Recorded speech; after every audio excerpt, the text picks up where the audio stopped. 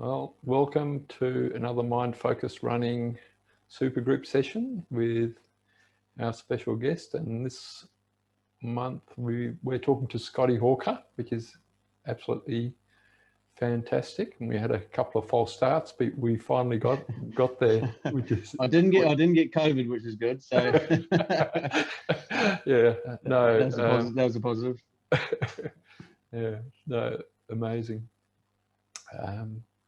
So Scotty and I have known each other for quite some time, and yeah, I'm not sure if you realise, Scotty, but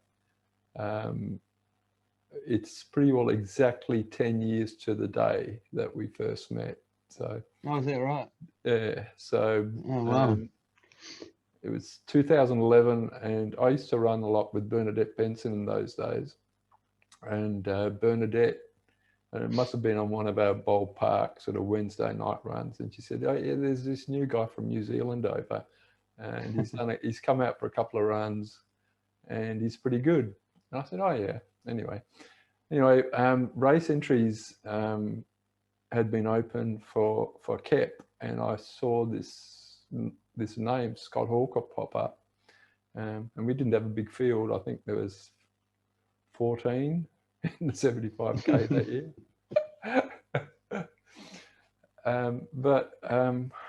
What made it interesting was I got this phone call, and the guy on the phone says, yeah, it's Scotty Hawker. He said, I was wondering if I could pop by your house and pick up my bib.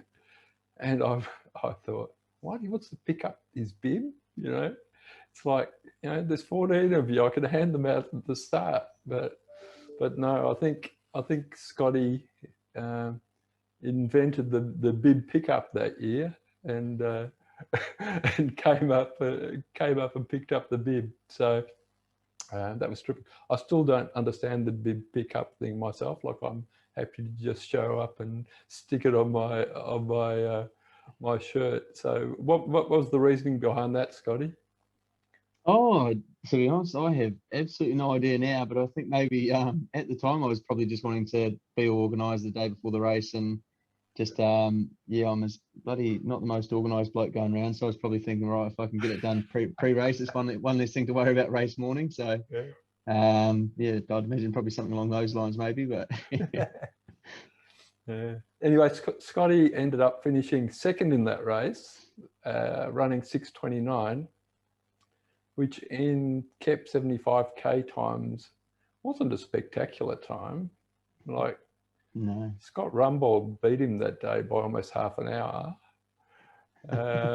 But he came back and won the next year in 2012, and then 2013 absolutely wiped the field in the 100K race. And then in 2014, I think it was, if not the first, one of the first overseas trips for him, when he went to Hong Kong, and ran the Hong Kong 100, which was the first Ultra World Series Tour race. So it was pretty big, right? So there was Dave Mackey from the States ran it, and Fajan Armstrong from New Zealand, and about a dozen of the world's top runners, like, French guys whose names I can't pronounce, and I won't try to pronounce. And I went back and I read I Run Far's preview of the race, and it's this massive article, and they're dedicating sort of 2 or 3 paragraphs to all of these runners, and then right at the bottom it says, from Australia, Hoker's Scotty Hawker and Vlad Ixel will also likely be in the mix. Right? This is after talking about 20 other runners. Anyway, Vlad, who had also won a KEP 75, finished 3rd, and Scotty finished 5th. And I think you'd have to agree, Scotty, that probably put you, let you catch the attention of some people in world trail running. Yeah, I think, yeah, it's actually funny now, sort of looking back. I think kind of the athlete that I am now compared to 20, well, 11, 12, 13, 14, 15 was just sort of, I kind of laugh now at some of the sort of, I guess, times that I've run and run races that I've run, and I'd love to have, go back and do some of those races now for comparison. But yeah, Hong Kong was definitely the first race kind of outside of New Zealand and Australia, and yeah, I was terrified on the start line because I just thought I had no right to be here. Just rubbing shoulders with the kind of the best of the best at the first race of the Ultra Trail World Tour, and yeah, I think fifth place there was kind of just, I don't know, probably that moment where you sort of think, oh, okay, maybe I could maybe go right at this sport, and having an international race, and so yeah, definitely kind of stoked the fire and got me thinking about future races and what opportunities might arise for sure. Yeah. And then also 2014, your first UTMB, but you're one of the... That was a bad idea. I thought it was a bad idea, but like who picks UTMB to run their first 100 miler? Yeah, that year, to be honest, that's I still kind of reflect back on that year as being one of the most, probably in a way, the luckiest year of my life from an athlete's perspective, or career perspective, because it was, I think, millimeters away from being the year that completely broke me. It was just, started off with, so that year was basically the Hong Kong 100 in January, the Tarawera 100 in February, the Mount Solitary Ultra in April, the Ultra Trail Australia in May, Lavaredo Ultra Trail in June, 2 weeks later the Ice Trail Tarantays in mid-July, and then thought after all of that it'd be a bloody fantastic idea to go to UTMB as my first 100 miler, and I vividly remember getting 30k into that race and just thinking, oh my god, what have I done? This is not going to be pretty. And yeah, had it not been my first 100 mile attempt, there's no way I would have finished that race. But it was just one of those ones. I just thought I don't want to look back and 10, 20, 30, however many years time and say that I DNF my first 100 miler. So I stubbornly stuck at it, and just under 28 hours later, and a very, very sore body for multiple different reasons, finished UTMB. But definitely wasn't my prettiest performance, that's for sure. Yeah, and then looking at 2015, you probably had your running highlight of your career when you crewed for me at Cozzy. Absolutely, yeah. I still tell a lot of people that, Rob, is obviously you have your own races and performances, but and as we've spoken about multiple times over the years, is I think that Coast to Cozzy just completely blew me away, the whole event, the whole experience of crewing, and just such an awesome experience. Definitely, it's one of the ones that probably sticks more than a lot of other races and podiums have ever kind of they kind of come and go, but I think it's the other sort of memories like that one that will stay with you for a long time. No, Scotty crewed me, so you can only pick up crew after 100 k's when you hit the Monaro Highway, and Scotty, sorry, I mean pacer, and Scotty started pacing me right when we hit the highway, and went through all the way to Dalgety, which is quite a way. And the other blokes wouldn't get out of the bloody car. I think I actually remember going into that with a bit of a niggle, and I sort of said I'll do maybe 10 or 15k, and then because I think we hadn't caught up in a couple of years almost or something, and so we had a lot of catching up to do, and bloody gas bagging, and all of a sudden 20 turned into 30 into, I think I ended up doing 55 kilometers or something that day. So it was a good long run. Yeah, no, I remember because you're going past crew cars all the time, and I remember one crew car shouting at us and saying, "You two sound like two drunks walking home from the pub." I still take that as a compliment. Absolutely. The other thing I remember is like the Monaro Highway has some quite gentle rises and falls in it, and my strategy was to run the downs and walk the hills. And it was nighttime, and as you know, it's pretty hard to tell what's a hill and what's not a hill. So we spent most of the time arguing, me saying it's a hill, we need to walk it, and Scotty saying no, it's a downhill, we need to run it. That was a good time. Yeah. Anyway, in 2017, Scotty went back to UTMB and ran a 6-hour PB for 11th place, and then came back 2 years later in 2019 in probably the race of his career when he ran another PB and finished 3rd. So yeah, Scotty's had an amazing running career. Unfortunately, probably cut short a little bit by COVID and everything that's happening, but I'm sure that when things do return to normal, he'll be back out there. But all of the guys have got some questions, I hope, but I was going to kick off with one, and you actually touched on it in our little introduction there. But like a lot of the guys that are a part of Mind Focused Running deal with anxiety leading up to races. They just get too excited, pre-race nerves, and I was just thinking, like, how do you cope with it? You know, like days leading up, and I've sort of seen the start of UTMB where, you know, you've got Francois Dahan and Jim Walmsley and Thevenard standing there, and then Scotty Hawker gets slipped sort of in amongst them. But that must be terrifying. How do you deal with that? Yeah, I think probably up until 2015 it was definitely terrifying.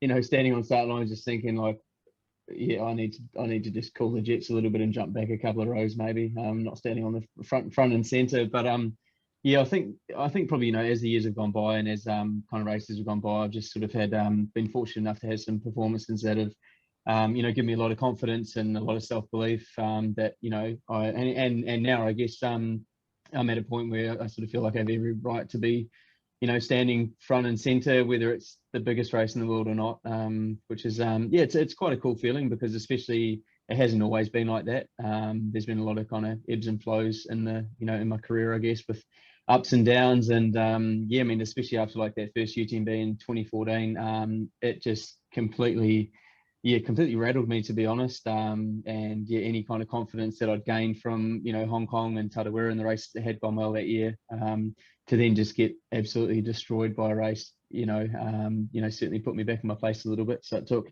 and that was purely the reason why I left it. Yeah, basically 3 years before I went back to UTMB, because I was just terrified of the 100-mile distance, and I thought, no, maybe it's not my thing. And I thought, no, I'll just put that one on the back burners until I feel like I'm actually ready to, you know, and I think most of it was probably, you know, whether I was going to be mentally ready, as well as physically ready. Because obviously as soon as you start delving into these, you know, ultra distance races, I guess where you're talking, you know, 100 miles or possibly longer, you know, a lot of those, you know, types of events are as much mental as they are physical. So yeah, you definitely need to be, you know, feeling pretty ready and feeling pretty sharp, you know, as you're going into them. Okay. Do you do any sort of prepared mental preparation in the days leading up to an event? Yeah, to be honest, in the weeks and months leading up to the event, and so that was probably one of the probably one of the biggest things that sort of I guess changed with regards to my training and approach in 2019. I'd started with a new coach back in March with David Roach, and yeah, I sort of just found myself almost getting into positions and scenarios and races where I kind of got to a point where I sort of felt like I didn't really know what I was doing. You know, like I'd be in, you know, within striking distance of the podium, or I'd be running out front in the lead, or whatever it might be, and I just felt like it was completely guesswork with regards to, you know, what I was doing and what I was thinking about and how I wanted to approach, you know, kind of the trails and the, you know, everything that was coming forward. And so I ended up starting with a lady called Danielle Schneider, who's yeah, she's sort of I think in the US she's a qualified sports psychologist, but she can't call herself that internationally because of laws and legislation in the US. But basically it's sort of like, I guess, a mental endurance coach, working with athletes and things. And so yes, I started working with Danielle in, I think it was about May or June that year, and just sort of, yeah, wanting to make sure that you know, if I was physically, I guess, able to get into a position into some of these, you know, big ultra marathons, and especially UTMB being the, you know, the biggest race in the world, I sort of was just, yeah, probably a little bit anxious that I was going to possibly get into that position and then maybe, completely stuff it up because I, didn't have the, mental capacity to sort of close it out, or, when certain situations might arise during the race, whether I was going to be able to kind of manage myself and, micromanage things as they were popping up during the race. So, yeah, as far as sort of training and stuff goes, there was definitely, a lot of kind of visualization stuff, which is, it's nothing, terribly new. I mean, a lot of athletes are doing that these days. And a lot of sort of going through different scenarios and, what am I going to do if the race goes this way, or what am I going to do if it goes that way? And then, kind of coming up with a bit of a game plan of, what I was going to do or what I thought that I would do in, certain kind of situations. And then just, yeah, kind of a lot of it as well was just sort of making sure that I was constantly just sort of almost in a way believing myself and kind of trying to remind myself that I did have the ability, and to not sort of get too, sort of down or frustrated or, even confused with, kind of what I was doing compared to what other athletes are doing. And I think probably some of that did revolve around me sort of training a lot lower mileage than what all of my competition was doing as well. Because I was doing essentially well under half of what all the other kind of guys seem to be doing, after looking on Strava and whatnot, even just through, because for me, I was doing basically 50-mile training weeks, which is, roughly 85K, training up for, the most competitive 100-mile race in the world. And so it was definitely, yeah, just trying to sort of get my head around that, what I was doing was enough and it was right for me. And I just needed to, kind of believe that and trust that, that it was. So that was definitely, a big part of it as well. Okay. And that 2019 race, it didn't start well, did it? It started okay. But then it turned horribly pear-shaped at around the 30K mark. And yeah, so I sort of started fine. Basically there was my mate Pau Capel, who ended up winning. He was just off doing what Pau Capel likes to do sometimes and charging from the front. And so yes, I'd sort of settled in the group behind and went through, I think, 16K in the front bunch, and anywhere from second to sixth place. I think there's about 4 or 5 of us in there. And then yeah, basically 30K, just started to have a sort of recurring kind of hamstring sciatic nerve type niggle pop up again, which was kind of, yeah, frustrating. And again, it was kind of, for me, I think the whole experience of the 2019 UTMB was just really cool in a way, because after working with Danielle for so many months and with the way that the race kind of played out, and everything didn't go well, and there was definitely a lot of adversity to kind of get through. And I kind of, got to use, quite literally some of the sort of things that I had thought about in training and the approach that I was going to take. And yeah, basically one of those with Danielle was this sort of mindset of like, keep giving yourself the opportunity to turn it around. Not just sort of getting to the first hurdle and waving the white flag and thinking, my race is over, the game's over, what's the point, sort of thing. And yeah, because I had races the previous year where it was almost like as soon as there was any sign of this hamstring niggle pop up, I'd just be, kind of waving the white flag and having a sulk and thinking, why me? And, why does it have to happen again? And this is stupid and frustrating. And do I even like this bloody running sport? And it's, all these kind of things. And so, yeah, and at UTMB 2019, instead of sort of having this mindset of like, far out, it's game over, what am I going to do? It just became okay, well, here's what's happening. What can you do about it? How can you sort of maybe change the focus for a bit and try and buy some time? Or, can I, maybe adjust, my sort of form or stride to maybe try and, relieve a bit of pressure with the sciatic nerve, because it was something that sort of had come and gone in the past as well. And so, yeah, so ended up getting to the 50K mark of that race, and having just gone through, the highest of highs, running, almost leading us out of Chamonix. I kind of got a good jump off the start line and was cruising through Chamonix and just feeling amazing. And then all of a sudden, basically from 40K to 50K in the race, my hamstring had gotten to the point where I'd sort of just, as kind of mentally strong and dialed in as I felt, it did just get to a point where I tried for 25 odd kilometers, and yeah, the leg was just not cooperating. So basically from 40 to 50K, I walked the entirety of this downhill into a checkpoint, feeling definitely pretty deflated, and yeah, sort of the way it ended up going.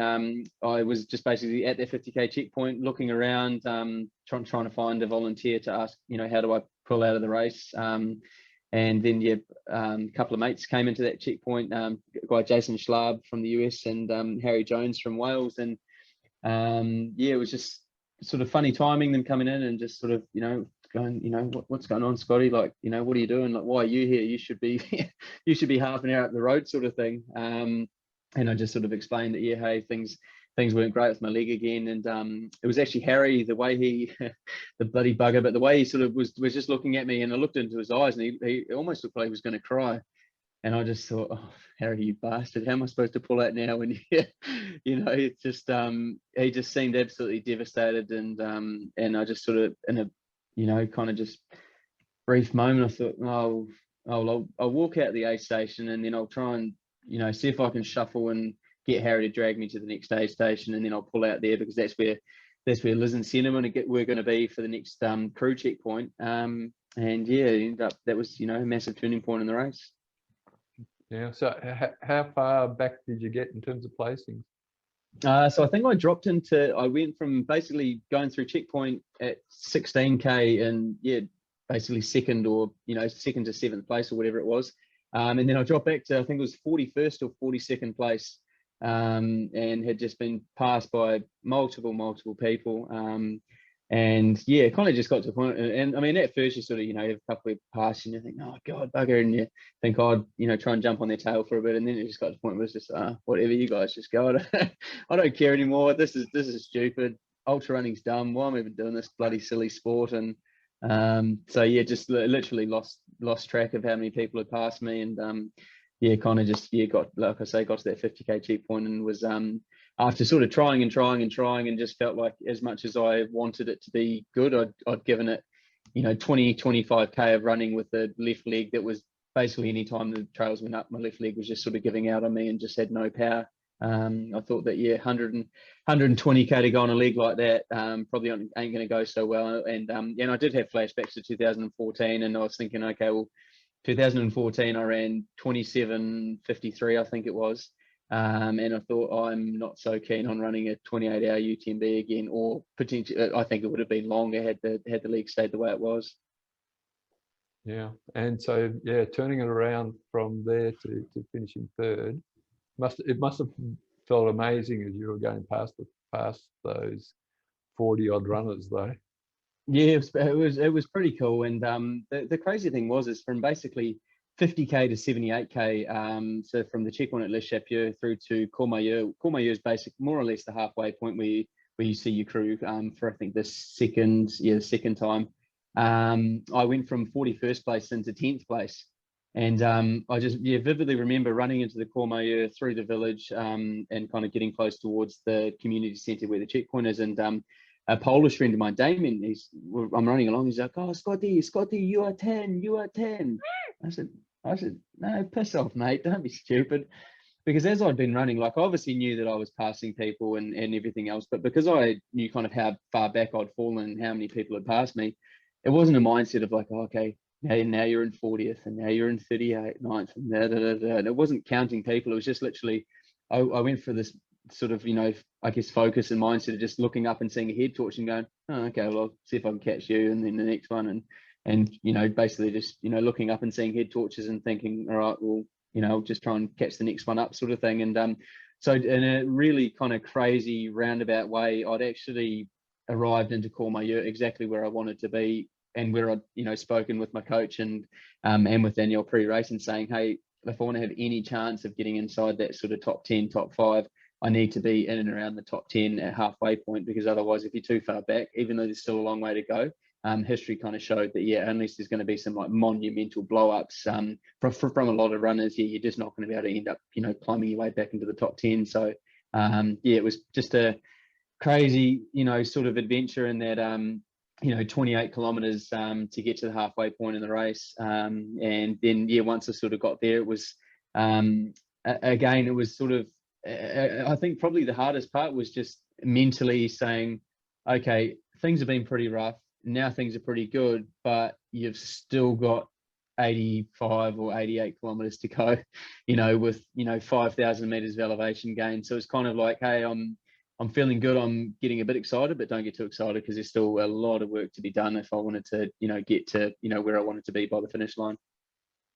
Yeah, no, I think it's the ultimate lesson of never giving up, mate. Like, yeah, absolutely brilliant. It's a Yeah. story. All right, Yeah. I'd love to get some questions from the team. Who's up first? Just unmute and shoot a question. Hi, Scotty. Just starting, could you divide your career into Perth and then Katoomba, or how would you sort of? Oh, yeah. So I started in Perth, which is it's crazy to think, as Rob said, 10 years ago, 2011, basically just sort of went out for a few runs with Bernadette Benson in Perth, and all of a sudden it was like, oh, hey, there's the Bunbury 50K coming up, and just went from kind of, from almost race to race that year. So we lived in Perth for I think about 5.5 or 6 years.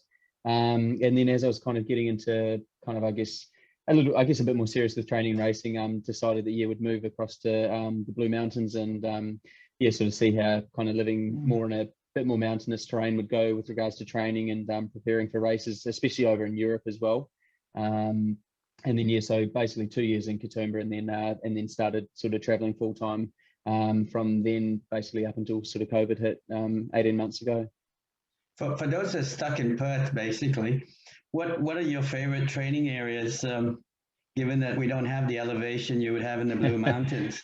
Yeah. It's definitely and to be honest, I mean the Blue Mountains are good, but they're still little molehills compared to the big mountains of Europe. But definitely in Perth. I used to do a lot of running, obviously in and around Kalamunda. Logistically, traveling from the city or thereabouts, it's pretty good. And so a lot on the Bibbman track, and then there's a lot sort of down in towards the Helena Valley. So if you're basically leaving the the Kalamunda terminus of the Bib and you run, I think it's about 4.5K, you get to a set of power lines. I'd chuck a left and head down the power lines into the Helena Valley, and there's a lot very, dare I say, very short hills, and for me still very runnable. But you could still you could still do a 30K run and gain anywhere from 1,200 meters of elevation gain. Which is obviously not much by European standards, but it's not bad. Yeah. And then normally when I did train for kind of bigger European races when I was still living in Perth, they'd normally involve at least one, but often multiple trips down to the Stirling Ranges. And going up and down Bluff Knoll. I had a classic run where I'd basically do 5 reps of Bluff Knoll. So it ended up being about 35K with 3,400 meters of elevation gain or something. And so so that was another sort of place that I trained. But otherwise, Serpentine Falls area, where the Truth or Consequences races. Used to train there quite a lot. And otherwise, Les Moody Falls was also a favourite sort of training location as well.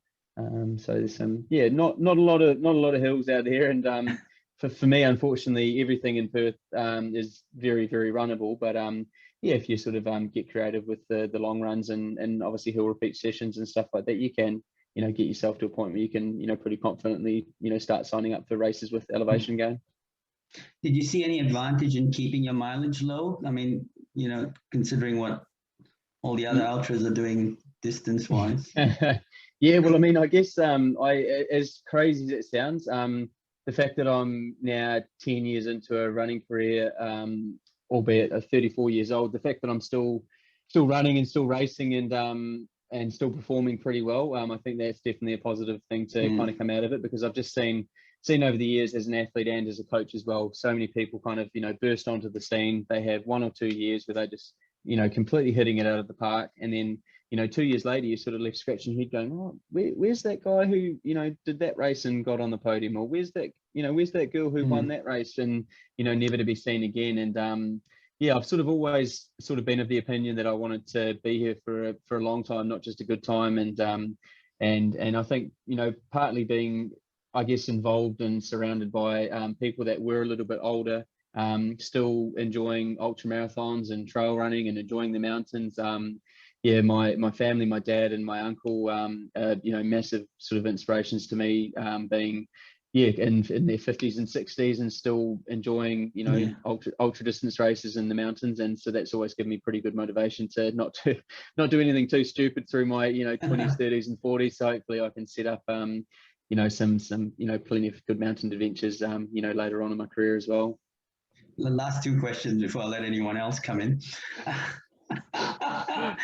Just on the nutrition front, what's roughly your sort of nutrition plan on a race? And I'll leave the last question. Have you sort of added in any weight training or any other kind of training to your running mix?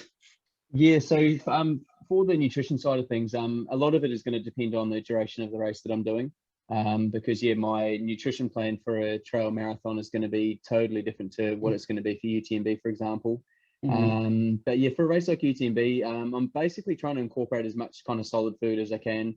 The intensity, while it's still obviously added intensity, because we're obviously, you know, still covering 105 miles in, you know, or just under 22 hours or 21 hours.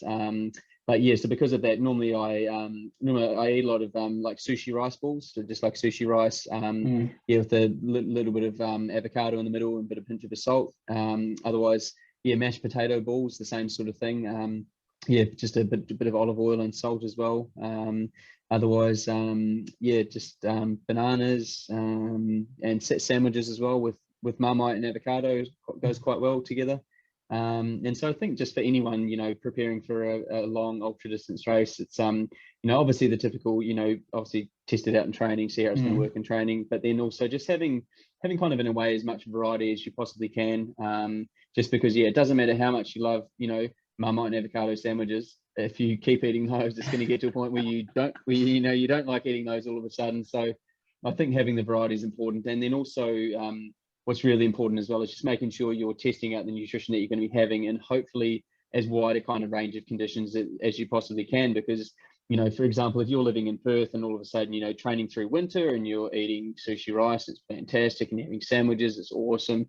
And then all of a sudden, you know, you sign up for the Feral Pig Ultra in November and it's 38 degrees, and all of a sudden mashed potato balls might not be going down so well, or sandwiches are starting to feel a wee bit dry. And so, yeah, it's just important to be kind of testing out the nutrition and the conditions that you're going to be, you know, obviously performing in. And that goes the other way as well, you know, making sure, and I see it a lot with, you know, the athletes that I coach in the beginning, and in the sense of people are doing races where they may be starting at night time and running through the night, and then all of a sudden, you know, they have all of their calories tied up in liquid calories, and they're running through the night where it's obviously a lot colder, the intensity is quite low, and they're just not basically needing to drink as much. But then all of a sudden, you know, they've got, you know, 200 or 300 calories stuck in a drink bottle that they just can't get down, sort of thing, or don't want to get down. So that's where you just might want to be sort of thinking about the nutrition plan and saying, okay, maybe through the night I'll have X, Y, and Z items, and then as soon as it hits the daytime where it's going to be a bit warmer, I'm going to be drinking a bit more. Yeah, you might start, you know, going back to some liquid calories, which, you know, all of those items have their place in the nutrition plan. It's just, you know, making sure you get the sort of timing right with those. And yeah, with regards to weight training, not particularly, no. I've just sort of, yeah, personally, it's never really been something that's sort of appealed to me. And then, yeah, reading a few articles over the years and things as well. And especially for the type of, I guess, running and training that I am doing, I think going uphill with a bit of extra weight is definitely, you know, there's nothing wrong with that. And I think it can help to, you know, obviously create pretty strong, resilient, durable sort of legs. But then just the added stress of going downhill with anything kind of much more than what you'd be carrying in your pack for a, you know, for a long ultra race, where, you know, you're starting to talk, you know, in and around 5 or 6 kilos anyway. When you start adding in a, you know, 2.5 or a 3 litre bladder plus your jacket and thermals and everything else. And so to be adding much more than that, I just think, yeah, you're probably playing with fire a little bit with regards to, yeah, soft tissue niggles and injuries. And then also just looking at joints with, you know, hips and knees and ankles and stuff like that. It's just sort of, for me, it just sort of has always been something that I've looked at and just thought, you know, the benefits, you know, don't really seem big enough, whereas the potential negative impacts of, you know, training with much more than a, you know, a full kind of race fest, you know. And I mean, don't get me wrong, there have been times where I've, you know, maybe added on an extra 1 kilo to my race pack, whether I've just added on an extra couple of soft flasks to add an extra kilo, and then all of a sudden, you know, come race day, you take out that extra kilo and then the pack does feel a little bit lighter. Or for me, being I guess needing to be kind of getting content for social media. I'm often running with cameras and a drone and stuff as well. So sometimes, as stupid as it is, my pack is a little bit heavier because of the camera equipment. So that's kind of, in a way, does make the race day pack feel a little bit lighter. But yeah, anything other than that is yeah, something that I'd probably normally stay away from. Thanks for that. Cool. Yeah, well done on the 5 questions, John. Who's next? I was just going to ask, hi Scotty. I was Hey. just going to ask about whether you have much experience of the kind of stuff that we're doing in this group, like the meditation aspect of running, and like just if you could talk a bit about that, if you did. Yeah, definitely. I think, to be honest, I think you know, running for me and trail running, just being in the mountains in particular, is you know, it's sort of, for me, it's just always an opportunity to I don't know, just sort of give myself that time that I feel like I don't give myself in normal kind of everyday life, because it's too busy. There's phones going off and there's traffic lights and horns beeping and all that kind of stuff. And so yeah, I guess running for me is just always a chance just to, yeah, sort of get out there and it's sort of like I guess an environment where I feel like I really am me, and I can just sort of really just strip things back, and all that matters is just, you know, what I'm doing here and now. It doesn't matter about the 48 emails I've got to reply to when I get back and all that kind of stuff. And so yeah, for me it's sort of just I don't know, it's almost, I mean, I don't really want to call it an escape, because I don't know if it's an escape, but it's definitely an opportunity where I feel like I'm, you know, really giving myself some good quality time that's, you know, really good for my soul. And I definitely benefit a lot from, you know, that time in the mountains, and just, yeah, just literally just trying to soak up as much as I possibly can. And yeah, to be honest, I think that's probably why I think, yeah, probably mentally I do find it so hard being injured, because it is just that you know, part of life that I, in a way, kind of rely on, and you know, need it as a bit of a you know, as a bit of an escape, I guess, from, you know, some of the normal stuff that's going on. But yeah, for me it's just always, yeah, just been a chance to get in an environment that I just feel so at peace in, and that sort of yeah, it's kind of cool in a way, because it sort of means that when, you know, running and getting ready for races and racing becomes lesser and lesser of focus, I'm kind of, and to be honest, it's been the case throughout this whole kind of COVID, you know, infected period, I guess, of, you know, racing and everything else. It's kind of just meant that, yeah, okay, I'm not putting races on my front, but I can still get out there and do what I love doing and what I enjoy doing. And yeah, I think because I have this, you know, different sort of reason for kind of doing what I'm doing, it's just not solely driven like you are running and you are training to race. It's just, you know, definitely some other reasons, you know, with regards to why I'm kind of doing it. Scotty, you just touched on injuries, and Bill Irving couldn't be here tonight because he's working. But his question was how you manage dealing with injuries mentally, and like all of us suffer it, you know. Oh yeah. It's actually pretty good timing, actually, chatting to you guys, or just speaking about injuries. Yeah, so I've just slowly getting back into running now, but yeah, I'm basically coming off the biggest layoff I've had in the last 10 years of my running career. Yeah, I tore a ligament in my ankle on New Year's Eve last year. And no, I wasn't intoxicated. It was my last run for the year, and yeah, just literally was heading downhill, heading back to the car, 800 meters from the car, and I just sort of went over on my ankle a little bit and just heard a loud sort of pop sound. Wasn't overly painful, but knew, yeah, something, you know, hearing a sound like that wasn't great. So yeah, basically went from feeling, to be honest, the fittest I've felt almost last year, to then all of a sudden basically 3.5 months of not running a single step. And then yeah, it's just been a real gradual kind of build back into things. So yeah, definitely no stranger to injuries over the years. And yeah, I think for me, kind of mentally, it's probably the most important thing, I think, is still trying to get out into the same kind of environment, albeit in a slightly different form or slightly different method. Because as I was sort of just saying before, with regards to the whole sort of like mindfulness and the reasons for kind of getting out on the trails and into the outdoors, and something I do try and keep reminding myself when I am injured, and is that you can still drive out to Kalamunda and go and sit on picnic bench and enjoy the same scenery and enjoy the same sounds and the smells and just that feeling of kind of being out there. And so, yeah, for me, it's kind of just trying to remember that, hey, you can still kind of get out into these environments and still feel, kind of at home, or feel the same sort of, peace, I guess, within yourself, even though you're not running. And I think that's sort of a bit of a trap that I have gotten into, and I still am, working on.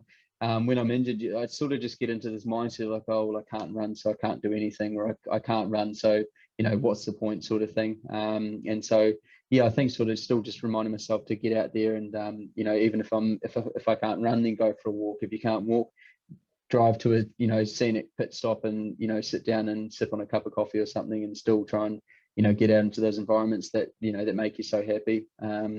And yeah, probably the other thing as well is just remembering that no injuries forever. Well, there are some that last longer than others, but just remembering that kind of where you are today isn't where you're going to be tomorrow, with regards to the injury, and just trying to do everything that you can to get things right, and to make sure that obviously just with rehab and exercises and all that kind of stuff, just making sure that keep ticking over with those things, and just remembering that any little 1%ers that you do along the way, although they might only be 1%, collectively a few of them add up pretty quick, and so they can have quite a big impact on getting you back to where you want to be. Terrific. Okay, who would like to have a go next? Yeah, Scotty, how are you? G'day. Just races, Scotty, that start in the morning to the night. Do you approach them any differently? Would you, or is it just business as usual? Or so races that either start in the morning or start at night? Yeah, would you approach them any differently, or is there any technique you use? Never sign up for a race that starts at night. They're too much hard work. Yeah, all jokes aside, I mean, definitely, yeah, races that start at night time, they just add in a whole range of different dynamics that you just don't come across. For me personally, they are just a lot harder to kind of prepare for, and that race day type stuff definitely is a lot more kind of, I guess, unique and different. And yeah, it's one of those things, like it's not going to be a case of you going out and starting and doing your last 7 long runs, starting them at 11 o'clock at night and thinking, hey, I'm going to have these crazy adaptations, and then come race day, I'm just going to start and it's going to be awesome. Your body, you've had, however, depending on how old you are, you've had 20, 30, 40, 50 years of getting up at 6 and going to bed at 10 o'clock at night or whatever. Your body doesn't just go, oh, well, 6 long runs, hey, we're good to go. It's not quite a case of that. But yeah, just trying to, as we sort of said before, with Rob was saying about me picking up the race number the day before the race and things. I think for me, a lot of it is the good preparation and prior planning, and just kind of trying to basically organize as much as I can pre-race, and often the way the case is now, and what I do is I almost sort of get into my mind and my head that the race is actually the week before, and so all of my gear, all of my nutrition, anything that I can do in the week before race week is going to make race day so much smoother, and especially for those races where you do have the late starts, because it's just going to mean that you can sort of be at peace knowing that, hey, everything's where it needs to be. You're still going to be running around like a headless chook thinking that you've forgotten something, but the reality is that 99% of stuff is done, and so you're not going to need to worry about the organizational side of things.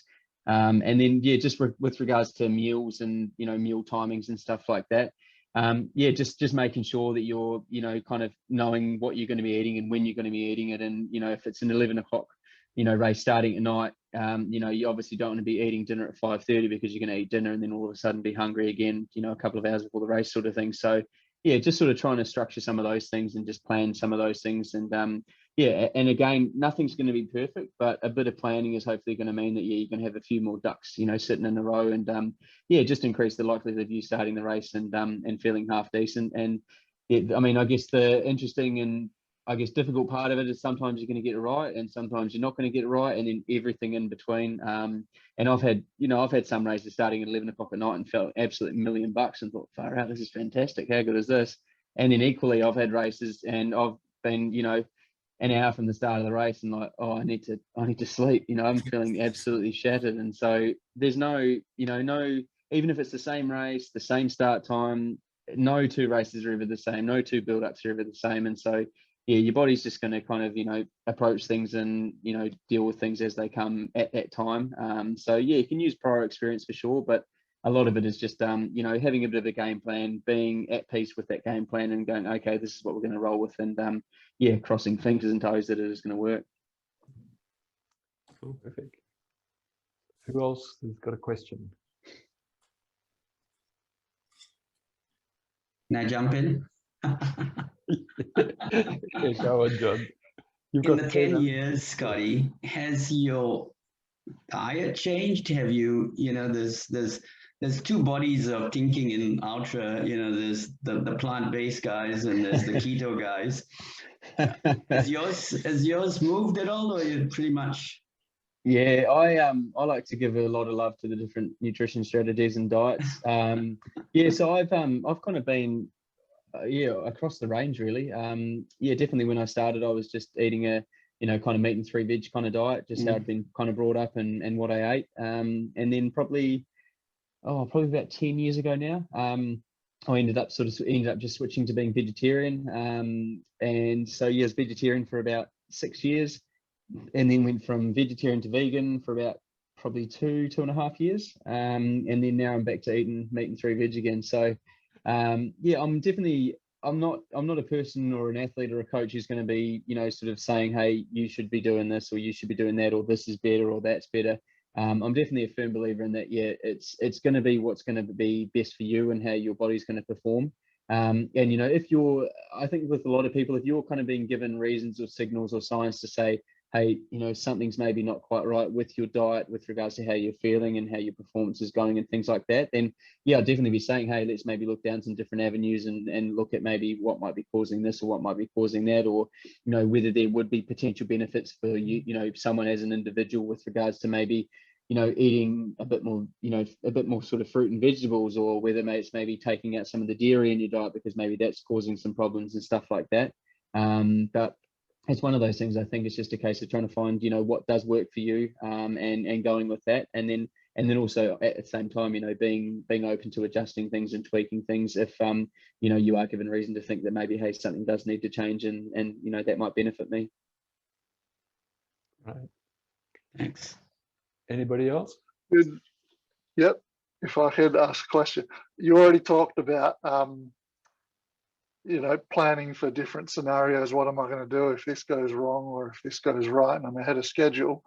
So you know, you spend a lot of time looking at your feet and in the moment.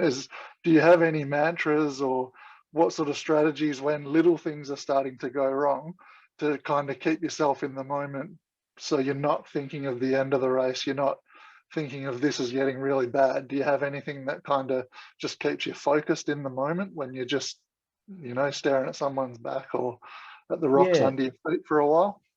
Yeah, definitely. I think the thing with, you know, when you're talking about kind of smaller things going wrong in races, like, it doesn't have to be always like the big monumental blow-ups or these big massive things that are happening that are potentially going to derail a race. You know, sometimes it may just be something small, and quite often I find that, you know, sometimes just, you know, purely just shifting the focus a little bit to still something that is kind of here and now, and not just sort of going, oh no, just, you know, until the next day station or once I get there, because sometimes that is just too far away to, you know, kind of take your mind off, or, you know, kind of fix what is happening here and now. And so sometimes it can just be, you know, small subtle things like, you know, focusing on your breathing or focusing on your form, even just bringing back a bit more of a focus onto nutrition. You know, it might be a case of, hey, I'm having a, you know, bit of a low patch here, I'm not feeling so great, and then it's all of a sudden like, oh, hang on a second, you haven't eaten anything in the last hour.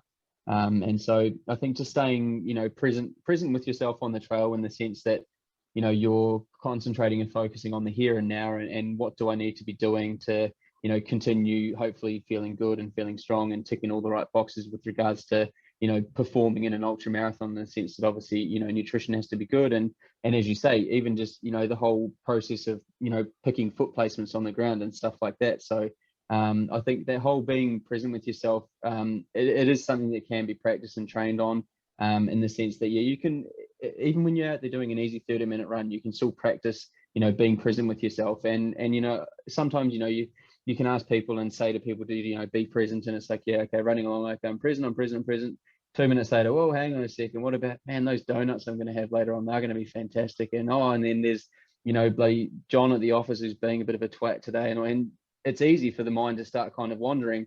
And the whole kind of process of like regaining focus and bringing that focus back, is obviously something that we can, you know, sort of single-handedly, you know, benefit from come race day. And it is something that, you know, you directly benefit from by doing it, you know, practicing it. It'll just be something that becomes more automatic, and then all of a sudden it'll be a case of you can be present for longer during races, and you'll find yourself not having to, you know, constantly be regaining focus and bringing things back again. It's kind of like, well, hey, I kind of am in the moment a bit more. And it's like if you haven't been on technical trails for a long time, you know, you feel like you kind of got 2 left feet and you can't kind of do anything right, and, you know, you're not quite sure what to do. And it's just the same thing, you know. So if you run technical trails and practice on those and get better at all of that, all of a sudden that just becomes a bit more automatic, and being present with yourself is definitely something that falls in that same line. You just get better at, you know, focusing on, you know, how things are going, your breathing, what your feet are doing, checking in on nutrition, checking in on your body.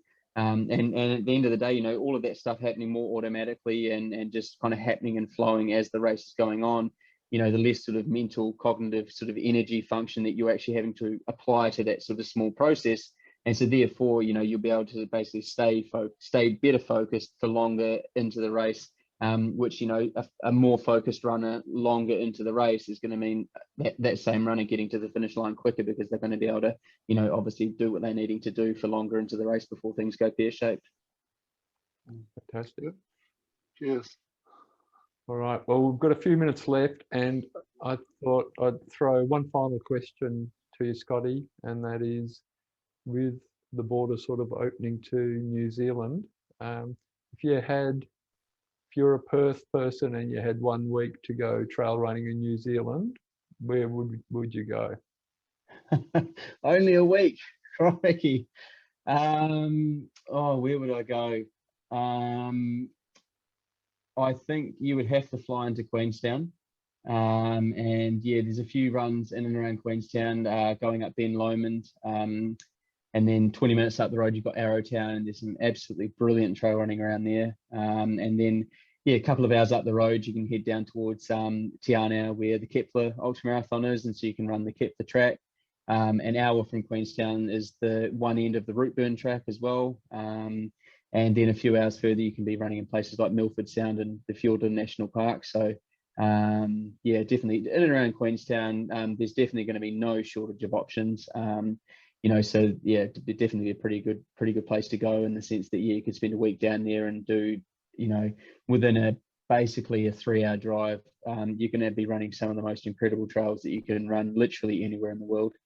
I mean, I'm a little biased being a Kiwi, but yeah, there's some absolutely stunning trails and locations down there.